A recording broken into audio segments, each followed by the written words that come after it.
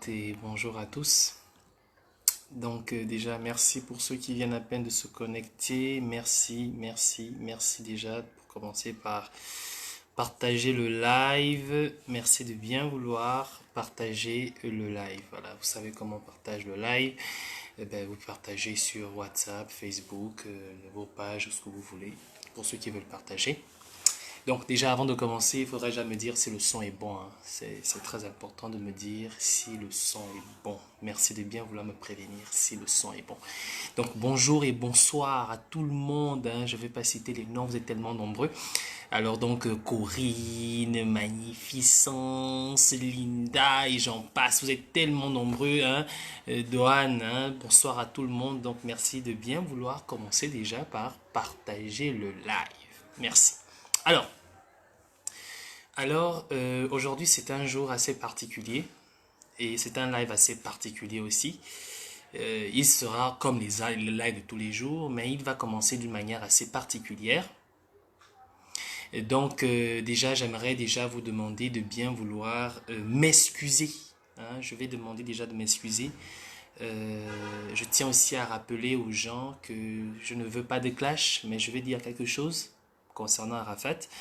Donc, les Ivoiriens qui veulent faire des clashs là, écoute, je ne fais pas de clash avec les Ivoiriens, encore moins avec les Africains.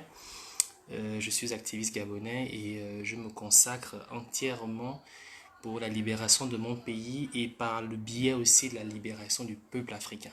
Donc, entre-temps, je n'aurai pas trop le temps pour pouvoir répondre au clash. Donc, je sais que souvent c'est comme ça commence, après ça va dans tous les sens, mais il faudrait quand même que je vous dise quelque chose. Si vous êtes sage, vous comprendrez. Si vous n'êtes pas sage, vous pourriez faire ce que vous en voulez. Mais comme je le dis, je ne veux pas de clash. Je n'ai pas le temps pour ça.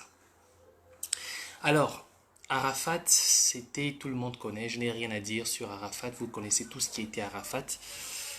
Pour le peuple africain, pour la musique africaine, pour le peuple ivoirien, pour la musique ivoirienne, pour la jeunesse africaine et aussi pour la jeunesse ivoirienne. Donc, qui était Arafat, nous le savons tous, pas besoin de refaire sa biographie. Pour ça, je ne vais pas revenir là-dessus. Mais par contre, il y a une chose très importante dont je voudrais attirer l'attention de tout le monde, du moins l'attention des Ivoiriens. Alors, le peuple ivoirien dans son intégralité, je tiens déjà à vous dire mes condoléances les plus attristées. Je suis conscient de la douleur que ça peut représenter pour tout un peuple, mais surtout pour une jeunesse, la jeunesse ivoirienne. Et au passage aussi, je tiens à présenter mes condoléances à toute l'Afrique et surtout à toute la jeunesse africaine et aux amoureux du coupé-décalé. Le morceau que je vous ai fait écouter, je l'ai découvert en 2011-2012. Je me rappelle encore, j'étais un fan d'Arafat et j'ai toujours été un fan de la musique, bien que je ne suis pas un grand danseur, mais j'ai toujours apprécié particulièrement ce morceau. C'était l'un des morceaux les plus... Je pouvais écouter ça des centaines de fois en une seule journée. Et jusqu'à aujourd'hui, j'ai continué encore à l'écouter. Arafat a eu un moment assez particulier, je vais dire ces 2 dernières années, a passé des moments assez particuliers que nous savons tous, dont je n'avais pas besoin de revenir là-dessus. Mais ce que je voudrais rappeler aux gens, et là c'est un peu le mot un peu débordé que je vais sortir parce que je ne sais pas, ça m'écoeure depuis la mort d'Arafat. Pourquoi vous les Ivoiriens, vous avez la grande gueule comme ça? C'est incroyable, je n'ai jamais vu un peuple qui a une gueule aussi grosse, aussi longue que ça. Pourquoi les Ivoiriens ont aussi une aussi longue gueule? C'est incroyable, je n'ai jamais compris ça. En fait, j'ai l'impression que même lorsqu'on se dit que tiens, voilà une personne qui sortira du lot, mais c'est là où vous vous enterrez même encore plus. Qu'est-ce qui ne va pas avec vous les Ivoiriens? Qu'est-ce qui ne va pas avec vous? Est-ce qu'aucun Ivoirien ne s'est assis un instant, s'est posé des bonnes questions pour prendre des bonnes résolutions? Pourquoi vous les Ivoiriens, vous aimez le buzz, vous aimez la longue, la grande gueule? Mais c'est quoi? Ça me dérange un peu parce que de faire un lien entre ce live et parler du Gabon, parce qu'après ça je vais parler du Gabon, mais comme j'ai pas envie de faire trop de live, donc je vais faire un seul live et je vais faire parler des 2 sujets. Mais vraiment, j'aurais dû faire un live entier juste là-dessus. Mais comme je ne veux pas trop m'attarder dessus, mais je vous pose cette question, vous les Ivoiriens. Pourquoi vous avez la longue gueule? Pourquoi vous avez une gueule aussi grande que ça? C'est incroyable. Même le général Makosoko, on peut dire, oui, peut-être lui c'est un pasteur, peut-être lui fera preuve de sagesse aussi singulière. Mais qu'est-ce qui ne va pas avec vous? Je vais vous montrer la seule chose que j'ai retenue après la mort d'Arafat et qui pour moi est important. Qui pour moi est important, mais qui devrait être important pour vous et qui devrait même couronner toute votre votre histoire il n'est pas mort, c'est un Dieu. Mais écoutez, Arafat, nous savons tous qui il est. Pour qu'Arafat soit ce qu'il est, il n'a pas besoin d'entendre vos cris, vos grandes gueules sur les réseaux depuis sa mort. Arafat lui-même s'est construit. Lui-même a créé la place qu'il occupe aujourd'hui. Donc, vous n'avez pas besoin de gueuler autant. Par contre, il y a une chose que vous devriez faire. Et c'est ce que j'attends depuis. Ça me touche, pourquoi? Parce que attentivement jusqu'à la fin. Mais surtout, j'aimerais que vous suivez exactement l'expression de cet homme à ce moment-là. Et toutes les personnes qui vont intervenir dans cette vidéo-là. Une petite vidéo, mais très importante. Je pense que si nous sommes tous africains, nous sommes ivoiriens et que nous avons vraiment un amour, ceux qui ont l'amour pour Arafat, qui défendent son image et tout ce qu'il représente, je crois que vous devriez vous appesantir là-dessus. Donc voilà là où moi je pense que vous devriez vous... Excusez-moi, hein. Vraiment désolé, je ne comprends pas pourquoi ceux-là, ils s'amusent toujours à vouloir me pirater, même pour des... Je comprends pas pourquoi les gens, même dans les lives simples, vous voulez toujours pirater les gens. C'est quand même assez bizarre, quoi. Bref, donc je disais que je voulais vous montrer en fait, pour le peuple ivoirien, pour ceux qui ont l'amour d'Arafat et qui veulent perpétrer sa mémoire, je voudrais juste vous montrer quelque chose. Ça, c'est bon. Quelqu'un me dit non, là, c'est pas un sujet des Gabonais, il faut laisser un problème ivoirien. Non, je n'entre pas dans les clashs. J'ai bien dit au début, ce n'est pas un problème de clash. C'est parce que j'aime la vie, j'aime l'amour, mais j'aime surtout l'avenir. Donc, j'aimerais vous montrer en fait une vidéo qui va vous emmener, vous, au lieu de vous concentrer sur des histoires qui n'ont rien à voir, de vous concentrer là-dessus. Voilà ce que je vais vous montrer. Comment tu m'as appelé là? Arafat. Tu m'as appelé comment? Arafat. Mon fils m'appelle Arafat. Eh Dieu. On dit papa. Papa. Ok. Tu es en train de me demander quoi? Il m'a de m'acheter la Nintendo Switch. Nintendo quoi? De l'argent pour que j'achète mon cadeau. Quand tu connais l'argent? Tu connais l'argent? Pourquoi tu aimes l'argent comme ça? J'aime pas l'argent. Mais si tu n'aimes pas l'argent, pourquoi tu me demandes l'argent à ton âge? Mais c'est toi qui viens de me dire que tu vas donner à ma maman pour qu'elle aille acheter mon cadeau. Mes cadeaux. C'est combien? Alors, 400 € plus 149 € plus... Oh. Mais redescends sur terre là. 400 €. 400 €. La vie c'est un choix. Soit tu prends les 400 prices, mais tu augmentes plus là. Ok, 400 €. Quoi ça? 400 €. 400 € pile. Vraiment, c'est pas la peine. Mais, tu... Bon, si moi je mets 400, ta maman, elle met combien là? Bah rien. Pourquoi ta maman met rien? Bah tu mets 200, elle met. Voilà, c'est comme ça, faut pas aller, tu vois. Maintenant, si maman n'a pas, elle peut prendre crédit chez son papa. Bon, je sors. Hein? C'est bon? Pourquoi? Les fans, voilà Maël, là. Tu dis pas bonsoir, mes fans? Bonsoir. Je vais venir me raqueter en plus. Hein? Bon, si tu donnes les 400 €, j'ai pas besoin de mettre un petit billet dessus pour... C'est bon? 400 € pile. Dans ces jus, tu as mangé. Acheter. Oui, je vais manger un jeu. Tu vas manger un jeu. Mais non, je vais jouer. Tu peux pas parler comme Pasteur te parle là. Tu as oublié les chocolats de mon oreille. Oui, je vais manger un jeu. Oh, vraiment, putain. Ya, on va aller faire au moins 2 ans. Abidjan. Voilà. Là, quand tu as commencé à parler un peu comme moi, là, hein, parce que t'es chocobia, je sais pas quoi, ça me fatigue. Ok? Ok. Destruction, hein, je te détruis, là. Hein. Ok. Moi aussi, j'aime mal parler. Hein? Toi là-bas, là, qu'est-ce que c'est mal parler de quoi? Destruction, c'est mal parler comment? Hein? Tu ne dois pas mal parler. Hein? C'est pas bon de mal parler aux gens. Ok? Ok. Si on te parle mal, tu prends technique et tes claques que tu vas dire à ta maman quand t'as mal parlé si je suis pas là. Ok? Ah, tu es en direct là. Les enfants d'islam. Tu veux savoir ce qu'on passe alors? Oui. Ah. Tu as vu une scie à ça, tout ça? Non. Mais tu dis Bachala, je sais pas, ça veut dire quoi, moi, j'ai envie de savoir. Parle un peu comme ton papa là, qui est ivoirien. Hein? Basala, faut pas savoir ce que ça veut dire. Basile, c'est tout. Et après, pas ta maman va venir me casser les couilles que je t'ai fait les locks. Hein? Mais non, même moi, j'ai ramené un truc. T'as ramené quel truc? Pour les locks. Va, Gigi. L'enfant là, lui, il a déjà fait son programme de locks.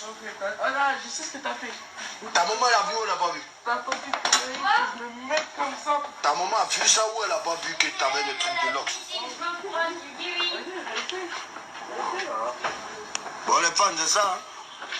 De la réalité, hein? Regarde. Moi, il est comme ça.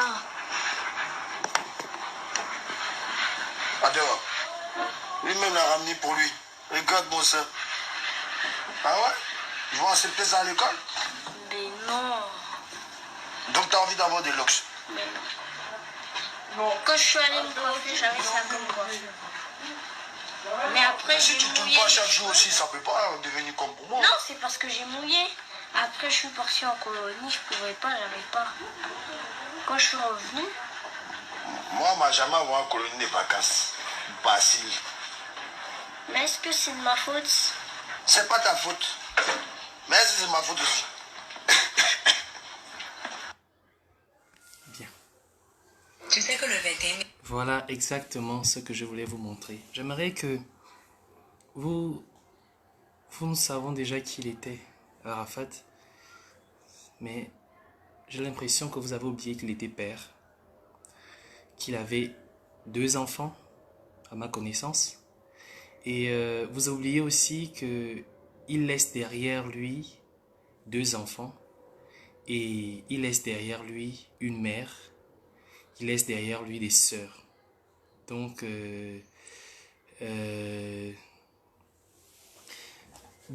c'est pour vous faire comprendre en fait que au lieu de faire de l'homme ce que vous êtes en train de faire aujourd'hui, au lieu de gueuler sur les réseaux sociaux, allez-y aux actes. Prenez en charge sa famille. Pour ceux qui l'aiment vraiment, oui, c'est un Dieu, c'est vrai comme certains le disent. Prenez en charge sa famille. Aidez cet enfant-là à pouvoir.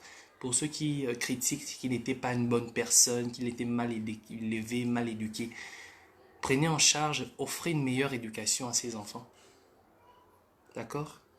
Au lieu de passer votre temps à gueuler sur les réseaux sociaux sur qui il était, non. Il est mort. Et nous savons tous qui il était.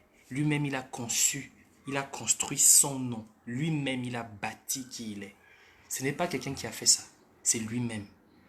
Et tout le monde sait qui il est. Mais ce que vous avez tendance à oublier, c'est qu'il était père de famille, qu'il était fils d'une femme, qu'il avait certainement une femme. Voilà pourquoi, à la différence de votre bruit sur les réseaux sociaux, j'ai apprécié le geste que Davido a fait. Davido, qu'est-ce qu'il a fait? Ben, il est passé aux actes.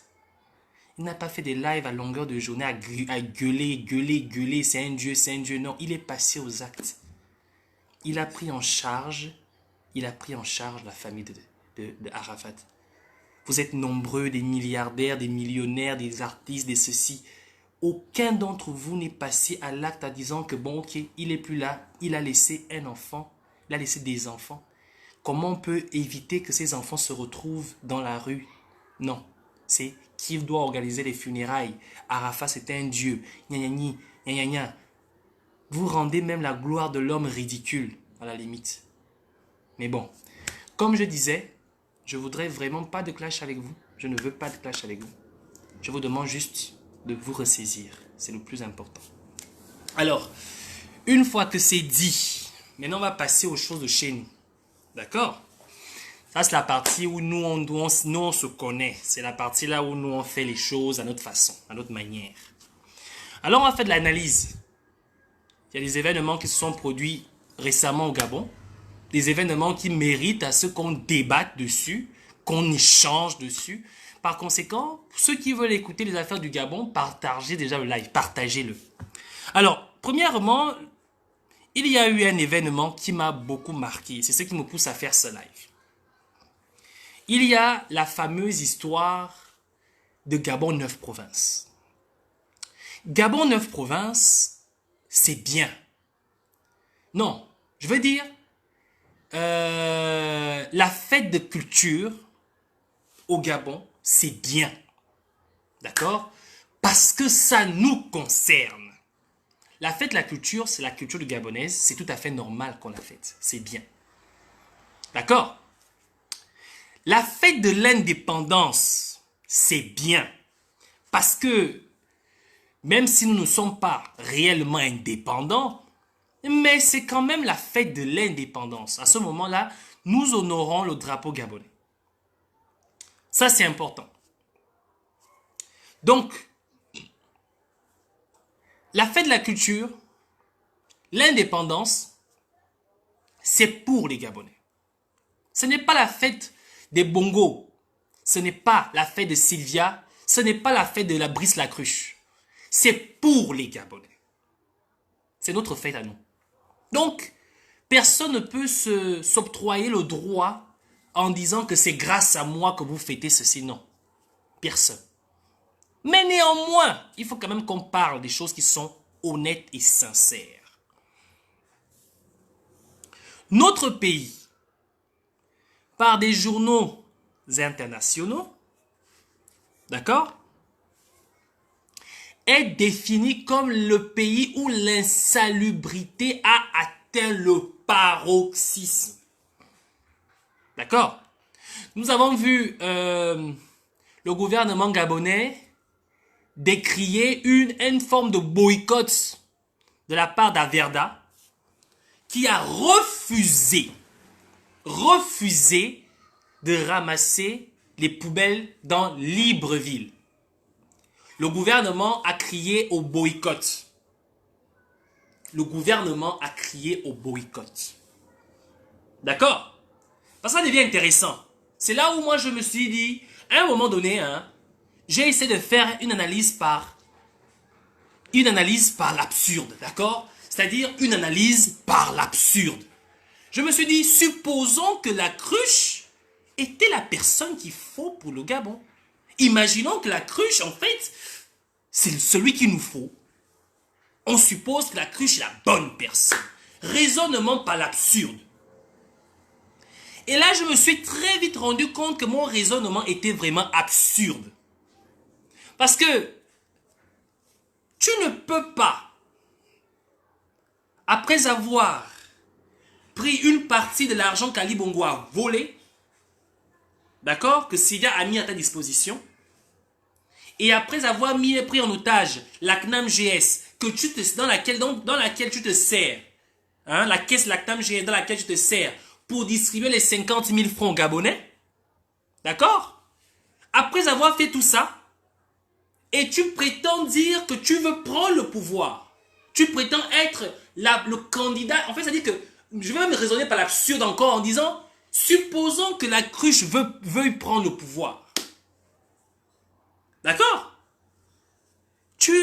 J'ai imaginé que tu étais vraiment la bonne personne. J'ai imaginé aussi que tu veux vraiment prendre le pouvoir. Effectivement, tu veux prendre le pouvoir, mais si tu étais la bonne personne, ça c'est l'absurde. Et là, je me suis très vite réveillé. La cruche. Tu as dit quelque part, lorsque les Français t'ont posé la question de savoir si tu penses être capable de pouvoir prendre et mettre les Gabonais d'accord, tu as dit que tu peux le faire et que tu avais 1500 milliards en ta disposition. La cruche Alianga. Non, la cruche Farjon. On va t'appeler comme ça. Tu es vraiment bête. Tu es trop bête. Parce que si tu as 1500 milliards en ta disposition, Averda ne réclame que, je crois c'est 24 milliards. Hein? 24 milliards. Dans 1500 milliards, tu aurais pu enlever 24 milliards. Payer Averda et permettre à Averda de ramasser ne fût-ce que les poubelles. Donc, ça déjà, c'est la première chose qui m'a fait comprendre que le mec là, tu ne peux pas imaginer que si la cruche était la bonne personne. Parce que la cruche n'est pas la bonne personne pour les Gabonais.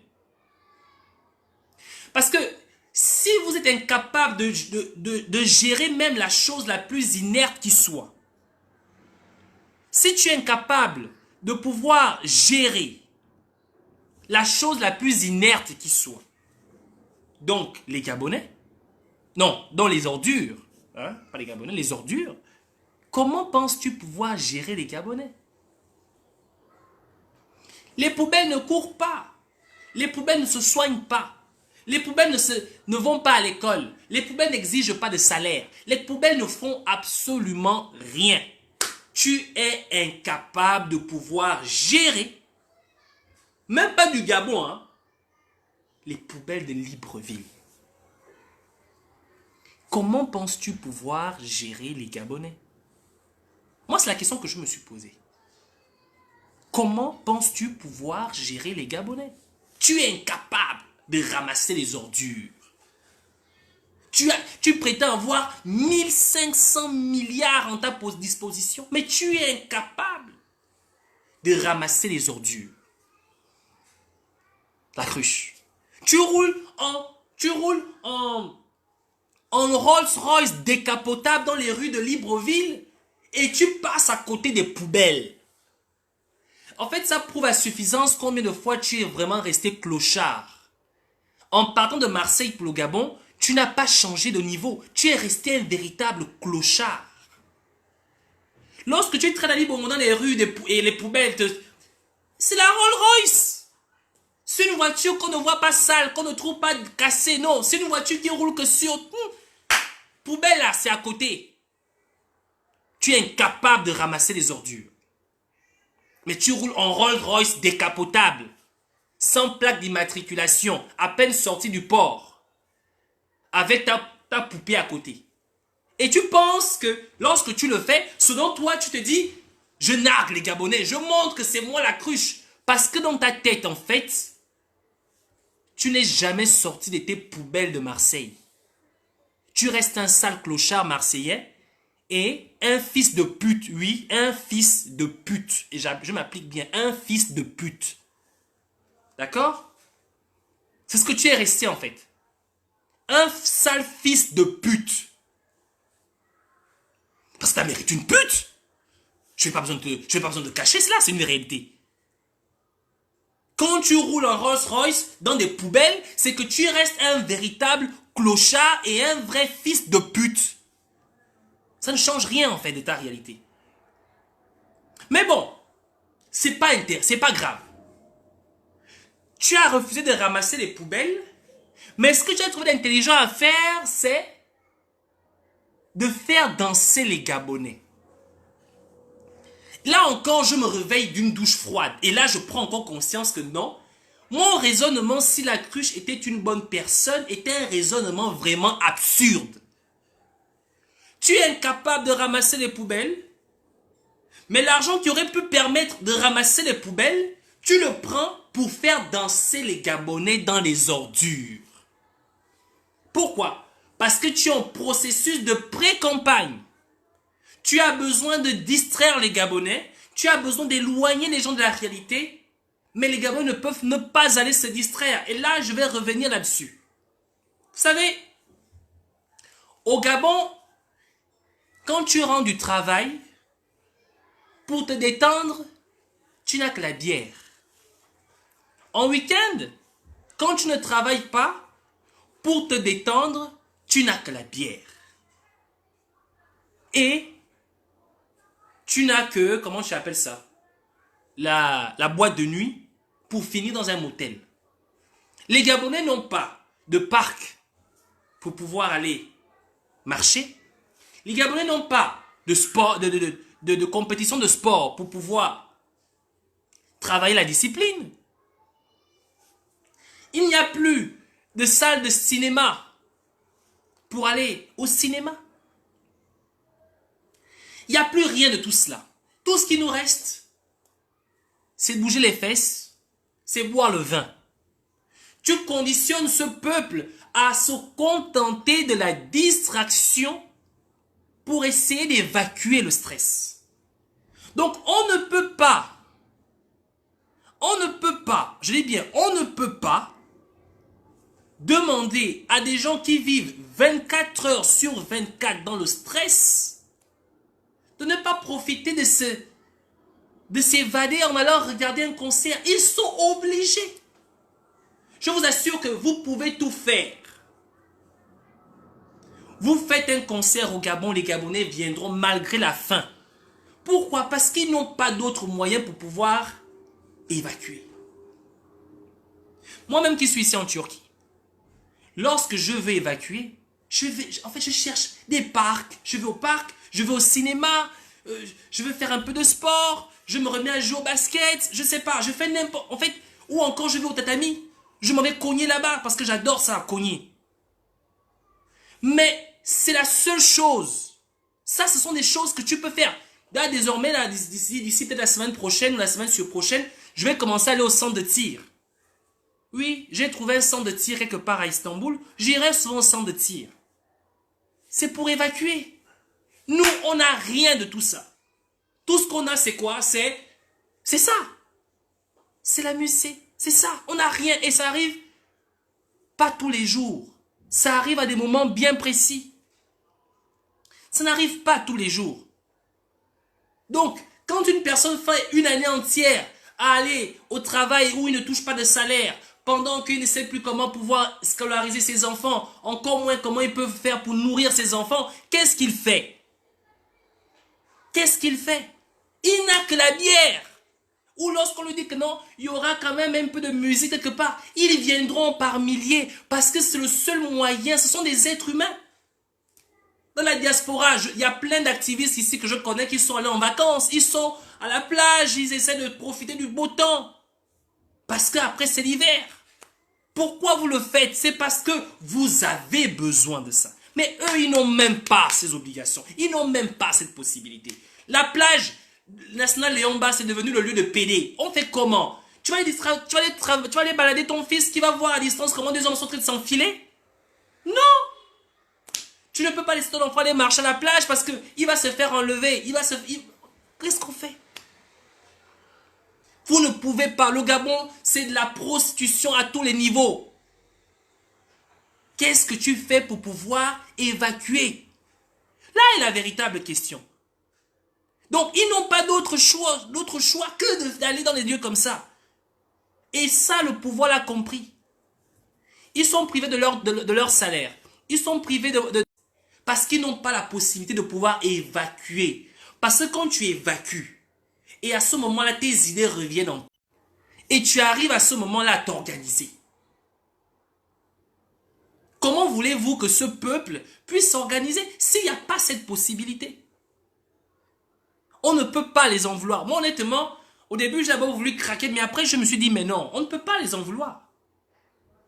Mais par contre, là où la cruche a jugé nécessaire de jouer à sa carte, parce que la fameuse tournée des 9 provinces a une connotation politique. La cruche ne pouvait pas venir dans le Wellington pour faire ce qu'il a fait dans le Haut-Ogooué. Pour être sûr qu'il pourra peut-être venir, il faut d'abord commencer par la distraction. Là, la cruche amorce sa venue. Et je vous assure qu'après vos histoires là, vous allez entendre que la cruche était dans le G3, dans le G4, dans le G5, dans le G6, dans le G7.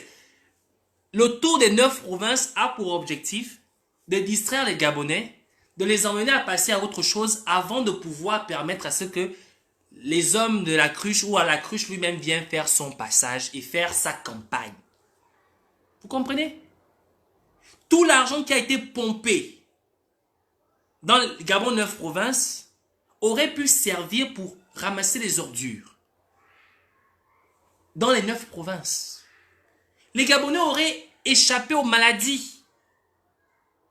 Mais on leur dit, restez dans les maladies. Mais contentez-vous de vous distraire par la musique. Parce que quand le DJ arrête sa musique, vous restez toujours dans les poubelles. Mais ce n'est pas de votre faute. Vous avez besoin d'évacuer. Autrement, mais on ne vous propose que ça. Et je vous comprends. Maintenant, c'est à nous maintenant. Je parle ici.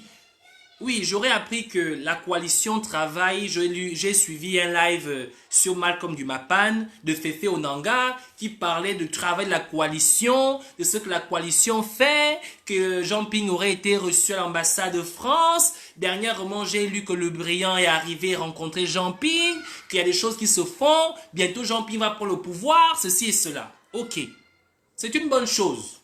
Qu'il prenne le pouvoir, c'est une bonne chose. Même si moi, je reste encore sceptique et j'en doute encore. Mais carrément, il y a une chose qui se passe. J'espère que vous êtes conscients, comme je suis en train de faire cette analyse, que Gabon 9 provinces a pour objectif de distraire les gens avant le passage de la cruche. Vous êtes conscients de ça. Et j'espère aussi que vous êtes en train de vous préparer pour contre-attaquer cette communication qui est en train de se préparer. J'espère. Parce que il faut être clair. Nous voulons prendre le pouvoir, mais nous voulons que ce peuple soit éveillé. Pour le jour où nous allons prendre le pouvoir, où que ces choses vont se lancer, où que les hostilités vont se lancer. Parce que jusque-là, la cruche ne peut pas se permettre de se mettre en campagne s'il n'est pas sûr qu'il y aura élection présidentielle.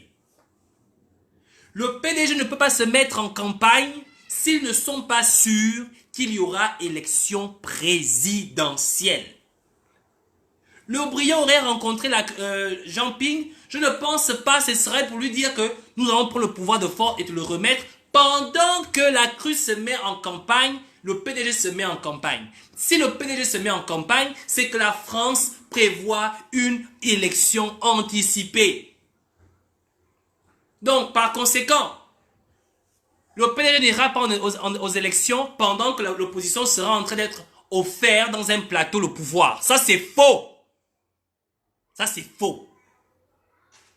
Tous ceux qui vont nous faire croire que pendant que le PDG est en train d'aller en campagne, Jean Ping qui attend tranquillement dans sa piscine qu'on vienne lui donner le pouvoir, le PDG sera en élection et Jean Ping sera président. Ça, c'est faux. Soit, il faut que Jean Ping se prépare aussi aux élections, mais dans toute l'histoire, rien n'a encore été annoncé officiellement, ni de l'opposition, ni du côté du PDG, que nous sommes en train d'aller aux élections anticipées. Par conséquent, les moutons de service, c'est le peuple gabonais. Les moutons de service, c'est le peuple gabonais. Quelqu'un vient vous dire, on va aux élections, on essaie de recompter les voix, on va peut-être refaire les élections dans telle province, il faut que les Gabonais viennent me soutenir. Ah bon? Donc tu te prépares aux élections sans même nous en parler. C'est comme ça qu'on fait les choses. C'est comme ça qu'on fait les choses. C'est à nous les activistes, de nous encore à d'autres personnes un peu plus éveillées, à se poser des questions, mais c'est quand même bizarre. Pourquoi il y a ça? Pourquoi il y a ça? Mais on a l'impression qu'il se prépare une élection anticipée. Et que tout le monde est au courant entre l'opposition, soi-disant, et la majorité, sauf le peuple gabonais, qui ne sont pas au courant, mais qui seront utilisés comme des moutons pour pouvoir aller à cette élection présidentielle. Et l'opposition qui est censée orienter, guider le peuple, informer le peuple de ce qui se trame, non, on reste dans le silence. Et on nous dit, il y a des choses qui se font en douce. Vous croyez que cette façon de prendre le pouvoir, elle sera légale? Elle sera du moins objective pour les Gabonais? J'aimerais rappeler une chose. Et là, je parle à l'opposition. Il faut que vous compreniez une chose. Je lis toujours ces spots sur les réseaux sociaux et ça me gaze l'esprit. Jean Ping, président élu. C'est Jean Ping qui a été élu. C'est Jean Ping qui a été élu. Jean Ping, c'est lui qui a été élu. Mais j'aimerais vous dire une chose. Jean Ping a été le choix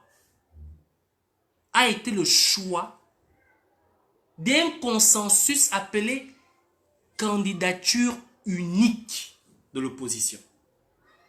Ça veut dire quoi? Ça veut dire que il a été, certains disent choisi, d'autres disent imposé parce qu'il avait de l'argent au milieu d'autres candidats pour que le peuple, pour que ce dernier soit présenté au peuple gabonais qui l'aurait élu. Ce n'est pas Jean Ping qui a l'honneur, c'est le peuple qui est à l'honneur. C'est le peuple qui a dit, oui, nous voulons une candidature unique et nous allons choisir celui que vous aurez choisi. Nous le rappelons, c'est comme si Jean Ping avait fait un exploit. Jean Ping n'a pas fait d'exploit. Jean Ping a été élu parce que le peuple gabonais voulait un candidat. Et ils étaient tous prêts à être derrière ce seul candidat. Par conséquent, si Jean Ping est ce qu'il est, il le doit au peuple, uniquement au peuple gabonais. Mais j'ai l'impression que le choix du peuple ou encore les volontés du peuple sont plus mis en poubelle que la personne de Jean Ping. On est fatigué de votre propagande. Il a été élu, je suis d'accord. Mais apparemment, il n'y a que ce que tout le monde doit comprendre. À croire que tout ce qui l'intéresse, lui, c'est d'être président, mais il s'en fout complètement de la volonté du peuple. Le peuple lui demande d'être beaucoup plus réactif. Le peuple lui demande de s'exprimer. Le peuple lui demande d'être aux actions politiques contre le système qui ne fait que prendre l'espace. Le peuple lui demande d'être proche des populations. Le peuple lui demande d'une véritable communication de proximité avec les populations. Le peuple ne lui demande pas des affiches, ni des spots. Car le peuple l'a élu et il sait ils savent déjà qu'ils l'ont élu. Mais ce que le peuple demande, c'est tellement peu que tu es même incapable de pouvoir leur apporter ça. Je commence à me poser la question, comment tu pourras nous apporter, nous mettre à l'abri de la peur et du besoin? Je commence à me poser cette question. Bien. Maintenant, on va passer à la seconde partie de notre live. Vous savez, il y a une histoire qui est encore récente là, très très récente. Il y a 150 prisonniers qui ont été libérés. 150 prisonniers. J'aimerais dire ceci au peuple gabonais. La cruche est sérieusement en campagne. Je dis bien sérieusement en campagne. La cruche est sérieusement en campagne. Pour les élections 2016 et 2009, Ali Bongo a procédé de la manière qui est la suivante. Il avait recruté en 2016, pour parler que de 2016, une bande de jeunes dans plusieurs quartiers sous-intégrés du Gabon. Des fumeurs de chanvre, des braqueurs. Il les avait recrutés, il les avait logés à la Sablière. C'est combien? Je ne sais pas, on me dit que ce n'est pas 150, je ne sais pas. C'est combien de prisonniers qu'on a libérés? Pour ceux qui ont la bonne information, dites-moi, parce que je crois que c'était 105. J'ai cru lire sur RFI, parce qu'on va revenir là-dessus. J'ai cru lire sur RFI qu'il s'agit de 150. Donc, si ce n'est pas 150, de bien vouloir me préciser, hein, s'il vous plaît, parce que pour ne pas me tromper. Ah, c'est 153. Sur RFI, il parle de 153 prisonniers. Voilà. Donc, en 2016, Ali Bongo avait recruté des jeunes Gabonais des braqueurs, des fumeurs de chanvre, des gardes du terrain, des goudronniers, on va dire ça comme ça. Et il les avait logés à la Sablière. Ces jeunes Gabonais, ils recevaient manger, ils recevaient la drogue, ils recevaient des alcools, ils recevaient des filles, ils recevaient tout ce qui pouvait leur permettre de pouvoir s'amuser.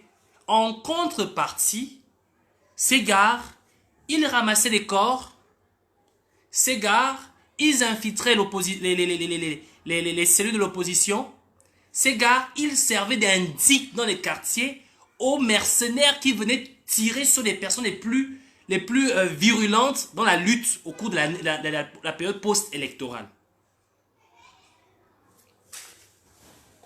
La plupart de ces gars, une fois que l'opération a été, parmi ces gars-là, quand on parle de Hoffman, on parle le général du Mapan, ils étaient tous dans ces mouvements-là. Nombreux de ces gars ont été emprisonnés parce qu'à un moment donné, c'était le cafouillage. Aujourd'hui, si on les libère, on n'a pas libéré, il faut bien voir ceux qu'on a libérés. Ce ne sont que des jeunes qu'on a libérés. Et dans les 153 personnes qui ont été libérées, tous, je dis bien tous, on connaît leur nom, leur numéro de téléphone, on sait où ils vivent. Et ces gars-là vont jouer un rôle important, malheureusement, pour le pouvoir pendant la période post-électorale, du moins pendant la période électorale ou encore de votre histoire d'élection qui va se produire dans quelques jours là. Ça veut dire que ces gars vont jouer un rôle important. Voilà la raison pour laquelle on les libère. On les libère pas pour n'importe quoi et pour n'importe comment. On n'a pas dévenu n'importe qui. On libère des gars bien précis qui vont faire un travail de fond dans les quartiers. Et c'est ça le contrat qui se lie à eux.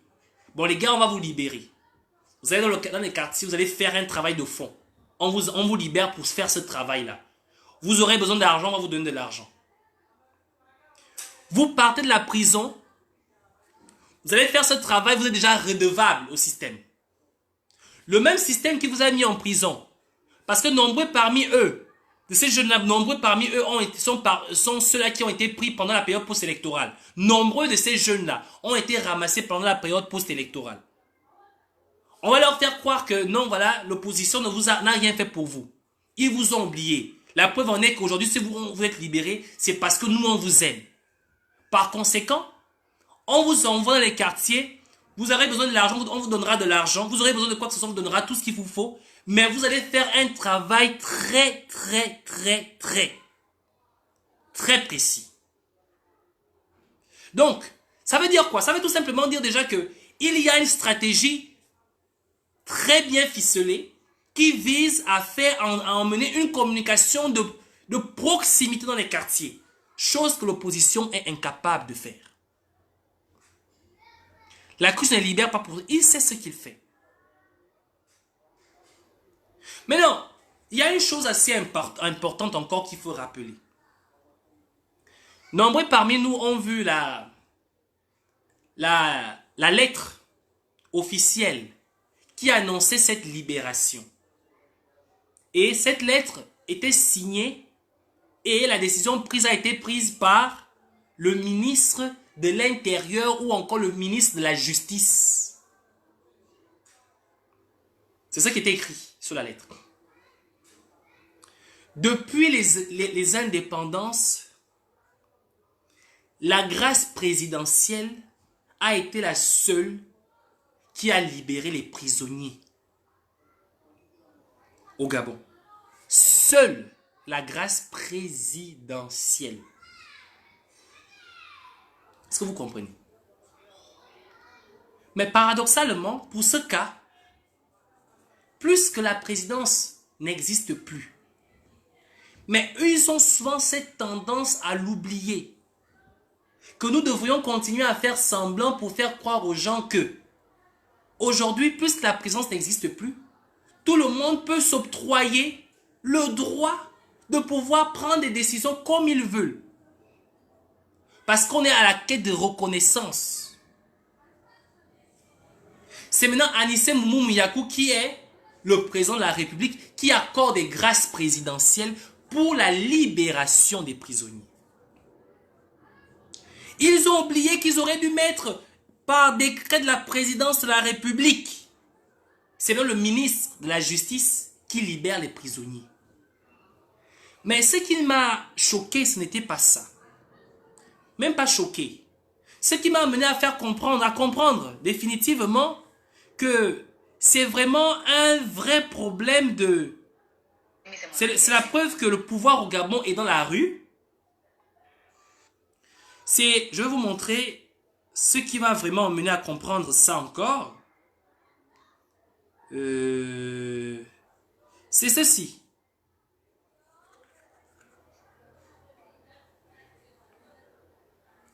C'est l'article de RFI. Alors, ce qui est important à comprendre, c'est que lorsque vous prenez le décret, du moins pas le décret, la décision du ministre de la Justice qui décide de libérer les prisonniers politiques, ce qui n'est pas tout à fait conventionnel, ni aux yeux ni à l'international, ce n'est pas reconnu. Il n'y a que le chef de l'État qui peut prendre cette décision. Lorsque RFI reprend l'information, RFI dit ceci. Écoutez les mots de RFI. Ce qui est totalement faux. Parce que soit RFI, cette chaîne, Radio France Internationale, n'est plus une chaîne sérieuse, soit elle essaie ici de rectifier ce qui a été fait. Gabon, RFI. Gabon, 153 prisonniers libérés après avoir été oubliés. Oubliés. D'accord? Dans les cellules, dans leurs cellules, ils ont été oubliés. En fait, c'est même pas une grâce présidentielle. C'est même une question de... En fait, oh tiens, il y a des gens qui sont en prison. Oh, c'est vrai ça. Oh, il faut les libérer. Comme par hasard. Au Gabon, un jour heureux commence ce mercredi 14 août pour 153 désormais anciens détenus de la prison centrale de Libreville. En effet, le syndicat des magistrats et des ONG ont multiplié ces derniers temps la pression contre le gouvernement à propos du surpeuplement des prisons gabonaises. En cause, beaucoup de détenus sont oubliés dans les cellules. Rien qu'à Libreville, 153 personnes avaient dépassé la durée légale de la détention préventive ou avaient déjà purgé la totalité de leur peine.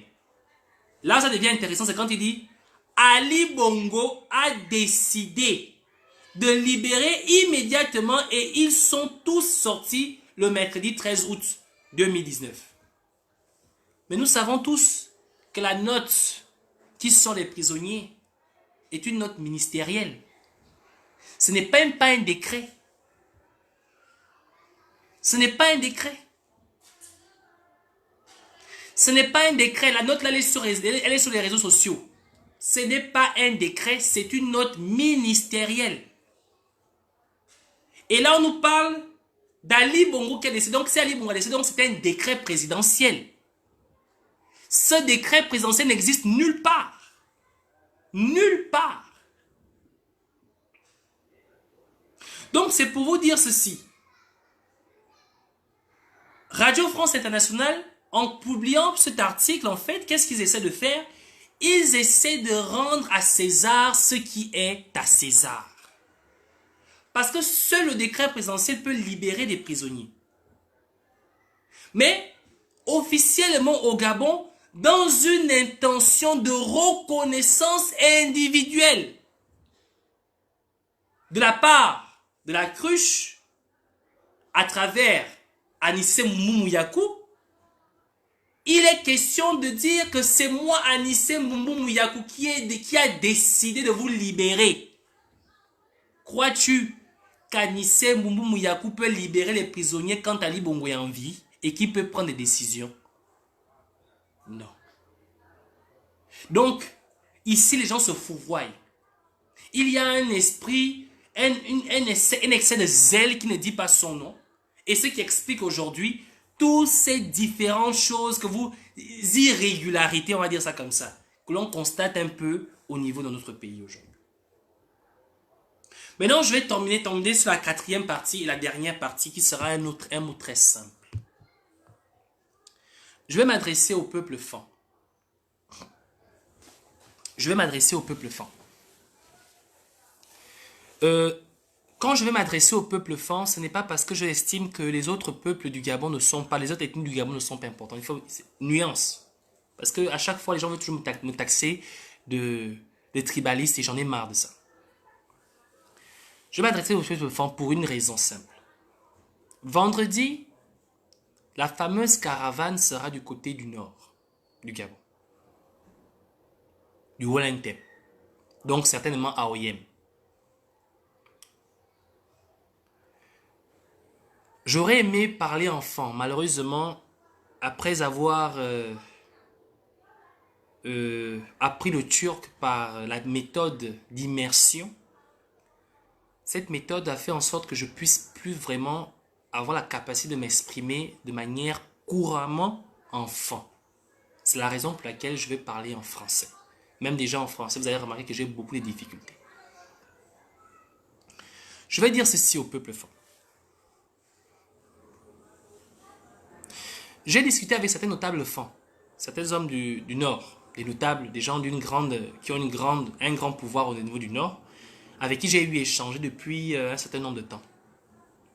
Je discute avec certains jeunes Gabonais, fans aussi, avec qui j'ai fait quelques petits groupes sur WhatsApp, mais il y a un qui sera très très opérationnel d'ici très peu.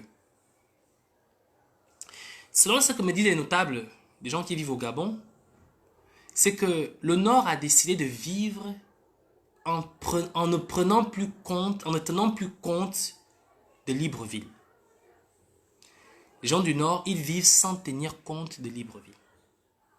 Pour eux, qu'Ali Bongo soit président ou pas président, Ali Bongo est président de Libreville, du Haut-Ogooué, mais Ali Bongo n'est pas président du Nord. Et cette attitude fait que les gens du Nord, aujourd'hui, ils s'en foutent complètement de ce qui se passe dans le Sud. Tout ce qui reste encore à ces gens, la possibilité de couper le pays en deux, ils le feront. C'est ce qu'il m'expliquait.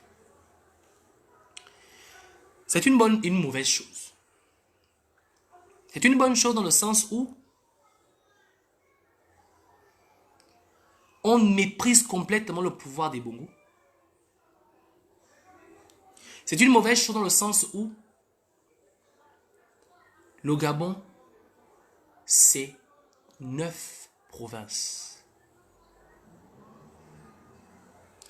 Ce qui explique ceci. La cruche va envoyer la caravane dans le nord. Si la cruche envoie cette caravane à travers les provinces du Gabon, c'est tout simplement dans l'objectif, dans le but unique de préparer sa venue pour sa campagne présidentielle. La cruche va venir vers les provinces par lesquelles cette caravane est passée, y compris le Nord. Je ne peux pas vous empêcher de fêter la fête des cultures. Je ne peux pas vous empêcher d'honorer le drapeau pour le 17 août. Parce que c'est notre drapeau. De grâce, honorez notre culture, honorez notre drapeau, mais n'oubliez pas ce qui est en jeu. N'oubliez pas ce qui est en jeu. Le Gabon, c'est 9 provinces. Le Gabon, ce n'est pas 7 provinces. Le Gabon, ce n'est pas 8 provinces, c'est 9 provinces. Et nous tous, que tu sois du nord, du sud, de l'est, de l'ouest, nous sommes tous Gabonais. Et nous tous, nous devrions nous impliquer pour les problèmes, pour ceux qui vivent dans le sud, pour les problèmes, pour ceux qui vivent dans le nord, pour les problèmes, pour ceux qui vivent au centre du Gabon, à l'est ou à l'ouest. C'est ça être Gabonais.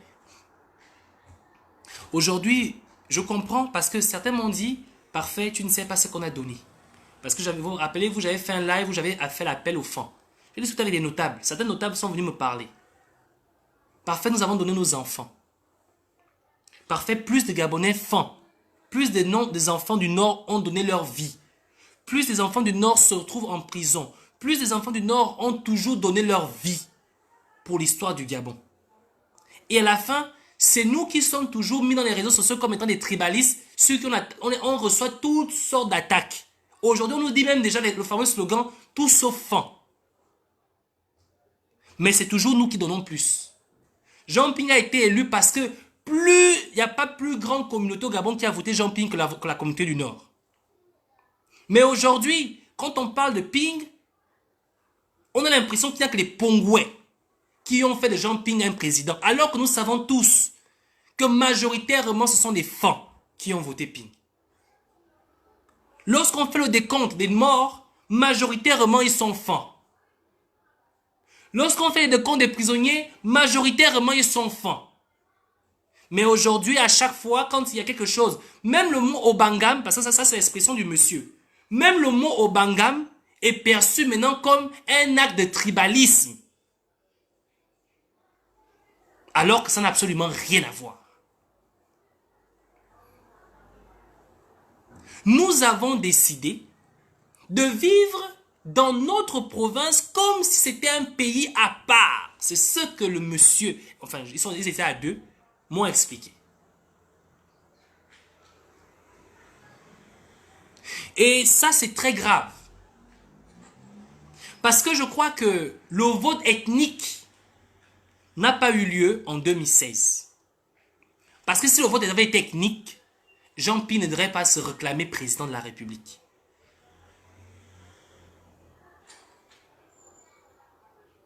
Jean Ping n'aurait pas été président de la République si le vote avait été ethnique. Ce sont tous les Gabonais qui se sont réunis pour élire Jean Ping. Ce n'est pas les Pongouais. Ce n'est pas les Pongouais. C'est tous les Gabonais. Les Ndébi, les Pounou, les Mienne, les Échira, les Kota, les Fan, les Atogovéens, les Bakanangi, j'en passe. Ce n'est pas les Pongouais. Il faut que vous le compreniez. Parce que je ne fais que vous faire part. Parce que vous m'avez parlé, j'ai suivi le live avec Fefe Onanga qui parlait de ce qui... Je tiens à vous faire comprendre déjà ce qu'on ne vous dit pas dans vos réunions. Il y a des notables fans du Nord qui conçoivent que nous ne voulons plus perdre nos enfants. Nous avons décidé de vivre dans le Nord comme dans un État. Ce qui nous manque encore pour le moment, c'est les entreprises, c'est les usines. Pour créer de l'emploi. Pour créer, on va même chercher, parce qu'on m'a dit que non, quand on pourra, on va même construire des universités dans notre province. Pour nos jeunes. Voilà les projets que les gens du Nord commencent à nourrir dans leur tête. Ils vont construire des universités pour les jeunes du Nord. Ils vont se présenter, ils vont se positionner à développer des entreprises pour offrir de l'emploi aux jeunes du Nord. Parce qu'ils conçoivent désormais que plus que vous considérez que le Gabon, c'est une affaire de celui qui est au pouvoir, comme ce sont les gens des Téké qui sont au pouvoir, le Gabon se limite aux Téké. Comme aujourd'hui c'est Jean Ping qui est au pouvoir, le Gabon se limite aux Pongouais. Nous, on ne veut pas de votre pays, mais nous récupérons notre province. Voilà ce que pensent certains notables du Nord. Non pas parce qu'ils veulent rejeter le Gabon, mais parce qu'ils conçoivent qu'il y a un ras-le-bol dans le comportement de certains Gabonais et que, au lieu de beaucoup parler, il est mieux de rentrer aux actes. Voilà pourquoi je dis que non, c'est une bonne et une mauvaise chose. Une bonne chose parce que quelque part, il s'agit d'une forme de prise en main et d'indépendance intellectuelle d'un peuple, mais de l'autre côté, c'est une mauvaise chose parce que ça coupe le pays en deux. Et ça, c'est ce que nous ne voulons pas.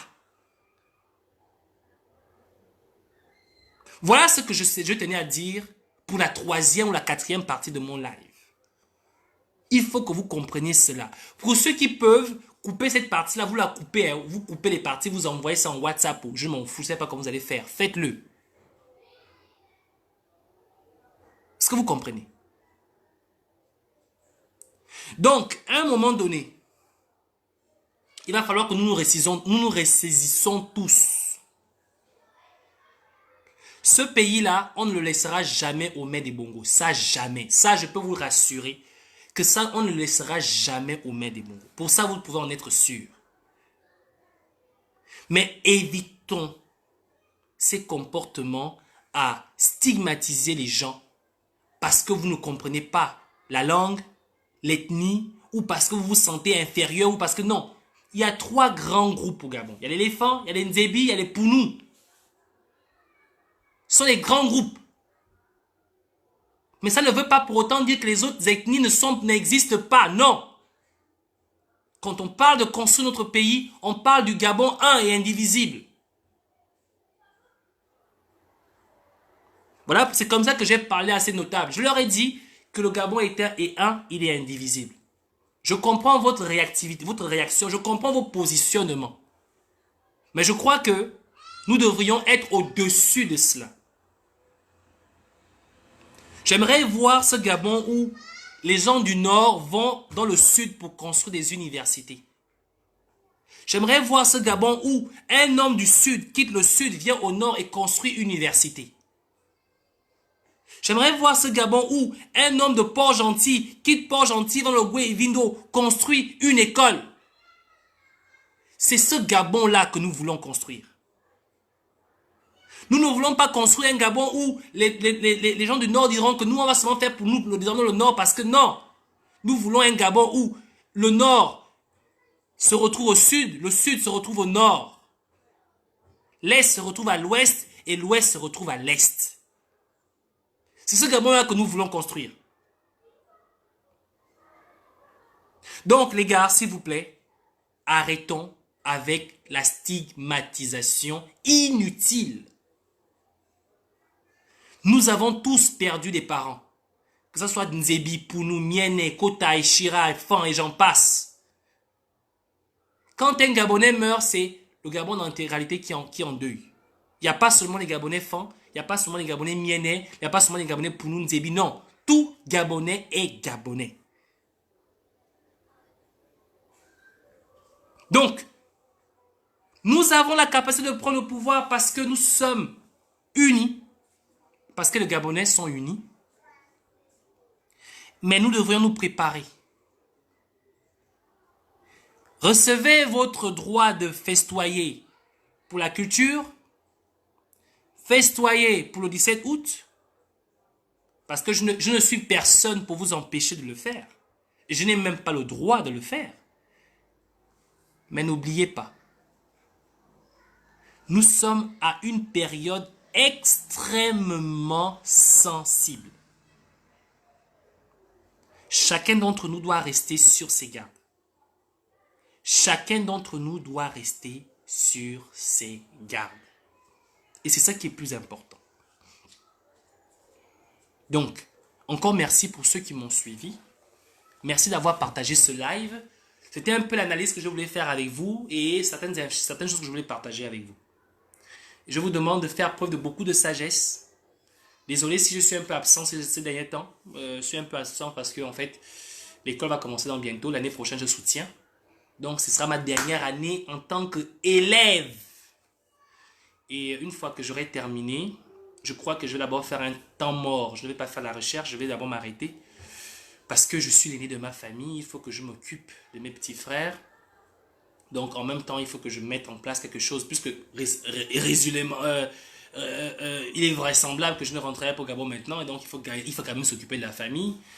Mon père, bientôt, il sera en retraite. Ma mère, elle est déjà elle a atteint un âge assez important, donc il faut préparer tout ça. n'ayant pas encore un emploi raisonnable, il faudrait préparer comment s'occuper de ses petits frères et de toute la famille. Donc, ce qui va expliquer un peu la raison pour laquelle je suis un peu hors des réseaux sociaux en ce moment, parce que je réfléchis à tout ça. Et puis voilà. Donc, encore merci pour avoir partagé ce moment avec moi. Merci pour avoir partagé ce live. De grâce, de bien vouloir partager ce live. Et puis, on se dit à tout à l'heure. Et encore merci pour tout ce que ceux qui font les choses pour la mort, le décès d'Arafat font, tels que Davido. Merci d'avoir pensé au plus important, Davido. C'est-à-dire que le plus important après la mort d'Arafat reste sa famille. Et de grâce au peuple ivoirien de ne pas s'éparpiller dans des choses qui ne sont pas importantes, dans des clashs qui n'ont pas d'importance. Car Arafat restera dans le cœur de tous les Africains. Et il sera celui qui est dans le cœur de tous les Africains. Mais le plus important, c'est qu'il n'est pas parti, il n'a rien laissé, il a laissé une famille, il a laissé un garçon, il a laissé une petite fille. Je crois que le moment pour vous serait mieux de pouvoir vous instaurer, vous investir dans l'éducation de cet enfant. Parce que j'aimerais que vous vous rappeliez de cette phrase qu'il a dit à son fils. On ne parle pas mal aux gens, si quelqu'un te parle mal, va voir ta mère.